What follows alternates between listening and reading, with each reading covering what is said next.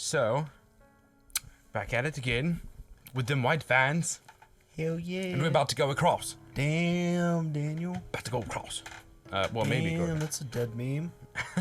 Damn, Daniel. We don't have time for that. We don't have time for that. There are people counting on us for protection. Why does she need to go? He jerks a finger at Margaret, whose face contorts with anger. I don't need to explain myself to you. My journey has already been put off once, and I was promised I could go today. I will be going under any circumstances. Circumstances. She meets Bemelle's eyes with a gaze of steel. He starts to speak, and she cuts in. An extra day or two shouldn't be that much of a problem for you. Whoever you're meeting can surely wait such a tiny amount longer. Patience is a virtue, after all. The night is only so long, and if we're still on the bridges when the sun comes up, What voice should he have? I don't like the voice we gave him. the surface. Stoic. Decide soon, no one will Well, that's kind of what I was already doing for the other one. Hold on. Oi! Night is only so long, and if we're still here on the bridges when the sun comes up, we'll all die as they sink back into below the surface. If you don't decide soon, no one will be able to be going. I'm trying to read fast, and that's just fucking me up. The guide is dispassionate, stoic. Fuck. Got him. Got him. Sure got me. I would almost feel something's wrong with him if I didn't share the trait myself. Boom. Boom. I got you twice. Boom. I got you twice. I guess. Bemelle puts me to the side, jaw clench. Tight. That woman isn't armed. That woman isn't armed. We could fuck her up. His voice is low. He dodges a glance at Margaret. We can easily get her to back off if we make this into an actual fight. After all, we have to do it tonight, yes? If one of us really is to die, it'll be her. Would staying be a far worse fate than her death? I stare at the dock, refusing to meet Bemelle's eyes, and try to keep my voice as level as possible. We don't know her situation. This isn't a decision we can make for her. For those that don't know, I was clenching my teeth and also trying to whisper in a Kermit voice. What? Bemelle leans closer, apparently having missed what I said. I remove the sympathy for her in my response when I speak again. The guide won't accept something like that, I assume. That's His what face is happens when grim. you assume. Make an ass out of both you and me. Make an ass out of Yumi, and she's a nice gal. Then what else do you have in mind? First of all, you and I cannot split up. Either way, either we both stay or we both go. That's not a question. Right, that's not a question. God damn it.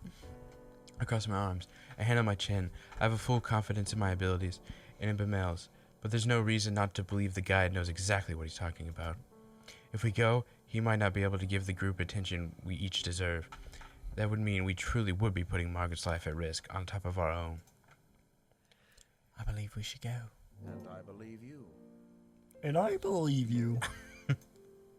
Bemelle's reply is firm. My steadfastness seems almost weak in comparison in its certainty. To its certainty. He addresses the guide. Shouldn't waste more time. We shouldn't waste more time. Let's shove off. Oh, shove off! The guide slowly turns around, without even a nod to show his agreement. Margaret stares at Bemelle and me, something of a resolve in her gaze. Then she follows after the guide. At least she did insist we stay behind. Oh no, I insist. No, I insist. Stay the fuck behind. We should do what we can to protect her. It's our fault she's being put in further danger. Exactly my thoughts. We will take Exactly my thoughts. We will take care of everything. Maybe I'm being naive, but I have no intentions of letting anyone fall victim to this lake tonight. Those monsters can starve. Fuck him. Literally, fuck them. I heard it's good pussy. If you can't feed him, fuck him. He turns to follow the others across. Bye. I will protect everyone on this trip. I will. We will make it through this. No, we won't. Oh, I got an achievement. Begin. Then I step onto the dock and join them. Oh, it's already forking. As soon as I step onto the wood, the temperature drops. The light of the lamp shines against the water's surface, as reflective as a mirror, until we reach land again. Death is the only small mistake away. One small mistake away. We fall into line. With the guy leading the way, Margaret stays close to him, and I behind her, watching to make sure she doesn't slip on the slick, wet wood. Bemelle brings up the rear. Quit bringing up the rear, Bemelle. You have to say it every time. My bad. Booty, booty, booty, booty. Each of us hold our lanterns in front of us, but it does little good. The fog is thick, nice, Rear. nigh impenetrable, consuming the light as if it were hungry for it. Booty. God damn it, Bemelle. And above the surface of the lake, it's deathly quiet. No longer is there the whisper of the wind, nor the sound of the water lapping against the shore. It's just our mismatched footsteps and the sound of quickened breathing. Who is breathing that hard? We're just walking. My eyes drift back to the lake. Against my better judgment, it's no wonder there's not even the sound of water. With how still the surface is, it seems almost sturdy, with the sheen of black marble floor. Gross. I wish for some candy. I am extremely sorry. I'm not at all. I've heard the rumors the water of Sinol's is heavier, more difficult to disturb than natural water. That just is the weight of its oppressive clean is enough to keep someone down, even without them. Something even darker than the abyss of the lake flickers just below the surface. Hey, Or that's at no way to least- talk about them. Yeah, abyss? Rude. Darker than the abyss? Wow. I think it does. I turn my gaze to Margaret's back. It's better to stay focused. Fall back a bit. You're following me too close. Hey, fall back a bit. You're following me too closely. Stoic. The guide is looking over his shoulder, addressing Margaret. There can only be one. I'm sorry. If someone gets pulled in, If someone get instinctively Oi, if someone gets pulled into the lake, they'll instinctively reach for anything to hold on to. Do not let that be you. Oi. Let them fucking die. Margaret's shoulders rise, and she nods with great seriousness. I understand. Thank you for the advice. He ignores her gratitude. you can speak amongst yourselves if you so choose. Oi, you can speak amongst yourselves if you so choose, as long as you pay attention to where you're going.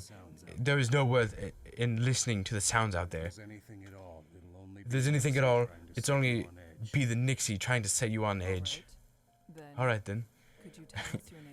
You can tell us your name. You You didn't have a chance to properly introduce yourself. And I have only heard you by referring to you as the guy. I don't have a name. I don't have a name. Liar. Everyone has a name.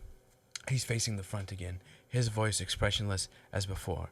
I have no way of guessing how he feels as he says this. Oh. It's probably not something that he wished to talk about. However, is it Garvin the Second? He got fucked out of his name. Yeah, I guess.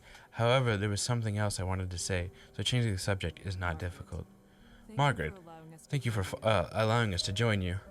Margaret shrugs non-communicatively. It wasn't exactly up to me. It wasn't exactly up to me. The guide said he would take you. She hesitates and then looks tentatively over her shoulder at me. Thank you for saying Well, thank you for saying that. Appreciate It's appreciated. But Mel and I will do our best to be an asset on this trip rather than a burden. Nice. I'm not That's nice. I'm afraid to be out here though. Still, at least with your training, you should be able to take care of yourself. I feel like there should be like lo-fi in the background.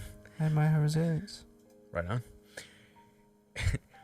It's comforting to know that everyone here is so confident in their abilities, not enough to forget how terrible it feels to be over this lake. I could fall asleep to the music that's playing in this game right now. Yeah. It's late at night. We just did a long session, and so it might have been a bad choice to do such a chill game, but hopefully it ramps up in a minute, considering what's in this lake. Anyway, I'm not sure if it's fortunate or unfortunate. Believing yourselves to be secure doesn't mean that you are. As the conversation lulls, a new sound breaks through. It's whispering noise again. It's the chatter of inhuman voices, and this coming from all around us. Oh, taking care of yourself is exactly what you need to do.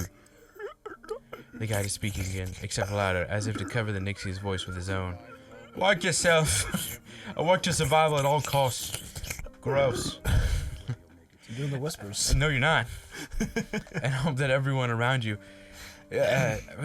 oi, and hope that everyone around you has enough sense to do the same. That's the only way you'll make it out on the other side. You just like keep getting louder with this slurping. It's like, Make it out to the other side.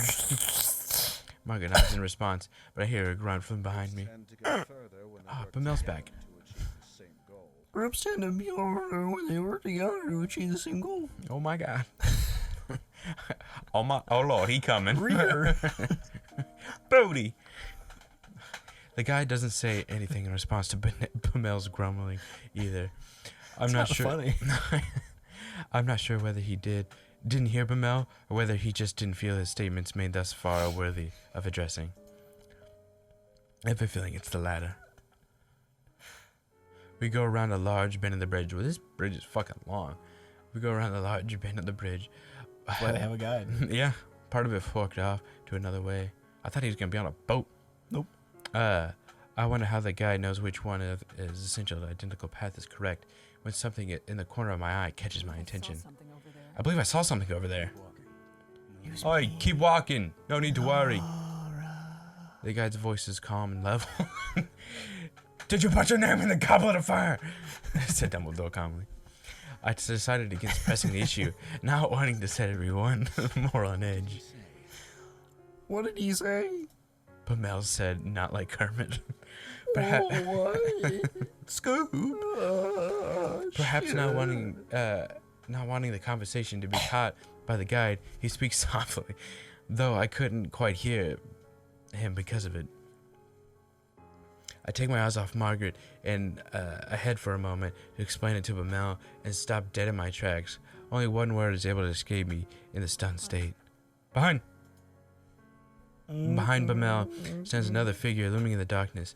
Seeing my face, Bemelle grabs the hilt of his sword. He whips around and staggers swiftly backwards. Several meters away, a crooked, twisted black figure hobbles towards us. Some kind of liquid drops off its head, curling around the edges of its face.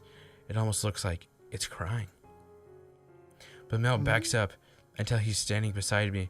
The figure continues its slow advance, head jerking from one angle to another. Oh, do you see it in the background? What on earth? It's one of them. It's one of them. Yes, Nixie. Yes, Nixie. They stumble across the bridges looking for opportunities. The guide is standing next to us. To what? Fuck. Let Goofy curse. Yuck. I didn't even notice him approach.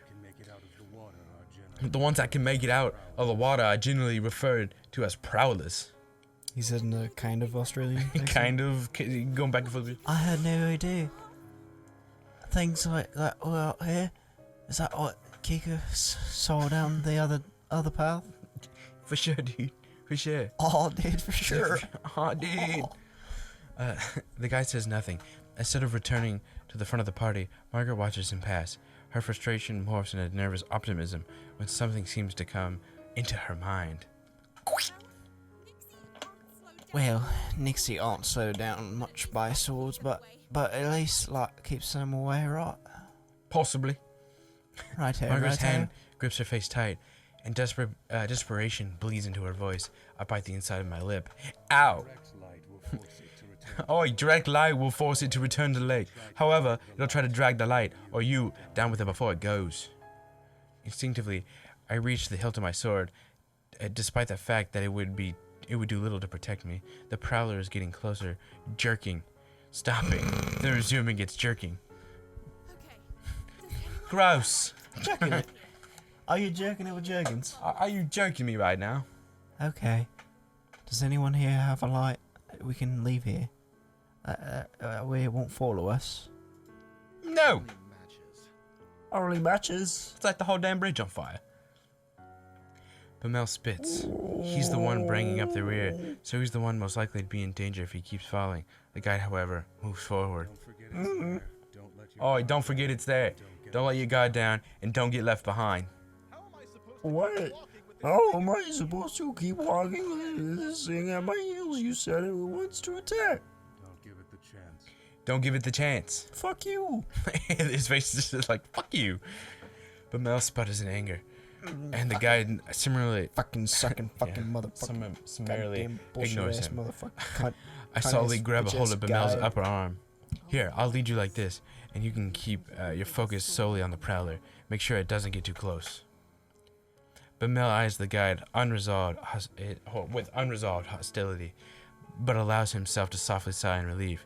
He gazes at me with fondness. At least there's someone I can count on. Despite the fact that I'm going against his advice, the guy says nothing more. It's clear now that he doesn't give a damn what we end up doing. Some part of me is glad for that. And we'll see what happens with this prowler in another episode. Goodbye. So tired. Alright, that'll do.